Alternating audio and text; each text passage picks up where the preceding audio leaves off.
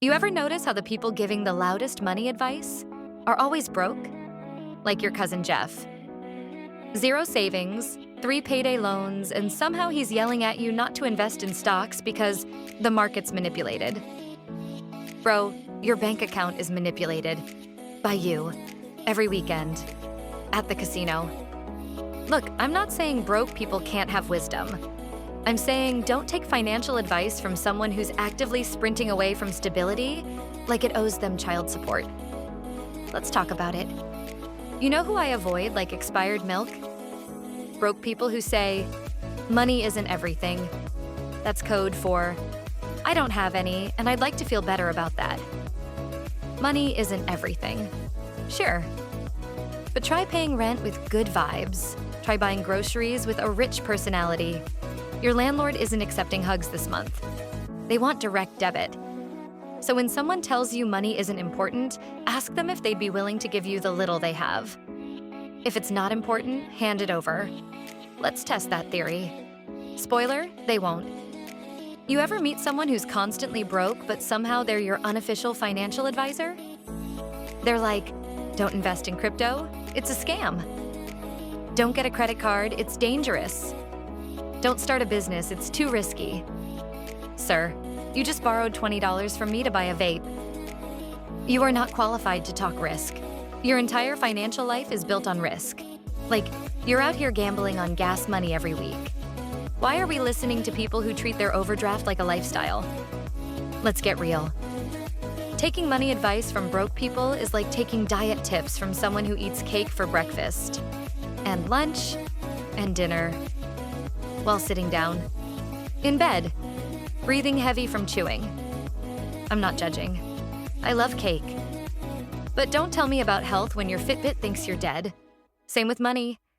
If your wallet has been on life support since 2016, maybe don't offer tax advice like you work for HMRC. You ever hear the phrase, I'd never do that with my money? Cool. You mean the same money you lost in an MLM? Or the same money you used to buy NFTs from your cousin's mixtape cover? My guy, you bought motivational crystals off TikTok for $200. You are not the oracle of finance. And don't get me started on the all debt is bad crowd. These are the same people financing a $1,300 iPhone with zero credit history. They'll tell you student loans are evil, but they've taken out loans to go to Ibiza. Twice. With no plan. Just vibes. YOLO, they said. Now they're yo-no. You're out of notes officially. You know who else gives horrible advice? That one broke friend who says, if I had that kind of money, I'd be smart with it. Sure, and if I had wings, I'd fly to work. You think money gives you discipline? Nah. It exposes your habits. If you're careless with $100, you'll be catastrophic with $10,000. Money doesn't fix stupidity. It just funds it. Let's talk family. Because broke financial advice often comes with blood relations. Uncle Roger, who hasn't paid taxes since Nokia was cool, is now telling you not to get into real estate. Mom says, stick to your stable 9 to 5. Don't take risks. Meanwhile, she's still paying off a loan she took out to start a hair salon in 1998 that never opened. I'm not saying don't listen to your family. I'm saying check their financial CV before you let them audit your dreams. You ever notice how broke people always know where not to put your money? Don't invest in stocks. The government controls it. Don't invest in property. It's a bubble. Don't save in the bank. Inflation eats it. Don't start a business. It's too hard. So where should I put it? Oh, I just keep mine in cash under the mattress. Oh, perfect. So if your house burns down, your life savings become smoke signals. Great plan. Here's the truth bomb. Not all opinions are equal, especially when it comes to money. If I want fitness tips, I'm not asking someone who gets winded brushing their teeth. If I want relationship advice, I'm not asking someone who thinks ghosting is self-care. And if I want money advice, I'm not asking someone who thinks Klarna is a long-term investment strategy. Broke advice always sounds wise until you realize it's fear talking. Don't take risks.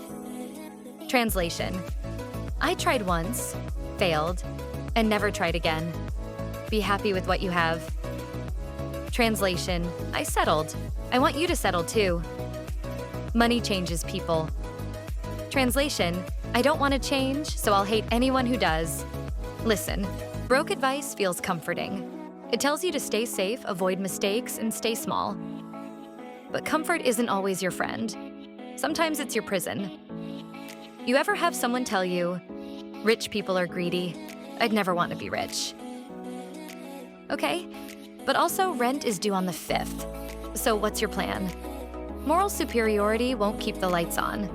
Being broke doesn't make you virtuous. And having money doesn't make you evil. It just gives you options. And right now, your only option is calling your mom and asking if she still does laundry.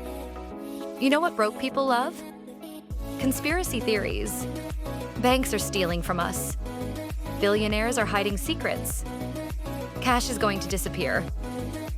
Bro, you already have no cash. You live like it's disappeared. You don't need to worry about offshore accounts when your account never makes it onshore. Focus on building before blaming. Let's talk habits. Broke advice always skips over the part where discipline lives. You ever notice that? They'll say, you're too obsessed with money. But they're not obsessed enough to track spending, build credit, invest, or read a book. They think budgeting is what rich people do. They think financial literacy is a scam. And they think compound interest is something only Americans have. You know what broke people hate more than budgeting? Accountability. Because if they stop blaming the system, they'll have to blame themselves. And that's hard. Blaming Jeff Bezos is easier than admitting you blew $600 on concert tickets while behind on council tax. You want to avoid broke advice? Start asking one question. How's that working out for you? Every time someone gives you money advice, ask, how's that working out for you? If the answer involves overdraft fees, missed payments, and more excuses than a Year 9 homework diary, walk away. You don't take swimming lessons from someone drowning.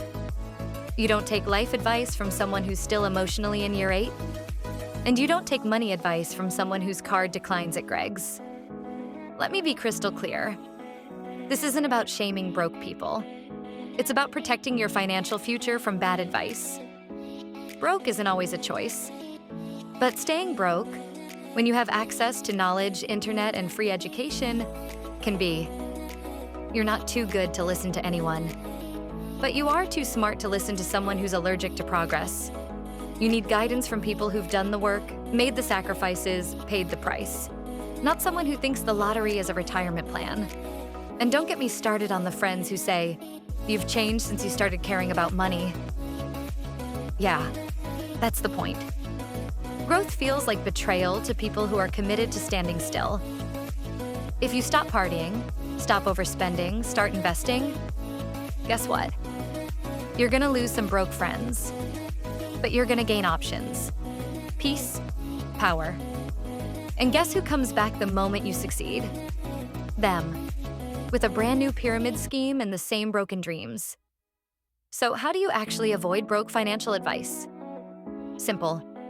1, look at results, not volume. Loud doesn't mean right.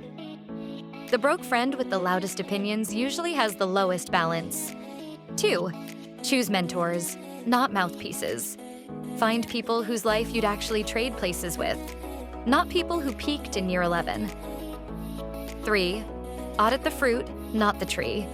If someone's advice doesn't bear results, it's not wisdom, it's noise. 4, be brave enough to say, that doesn't work for me. Even if it's your dad, your best friend, or your grandma. Respect their story, but you're writing a new one.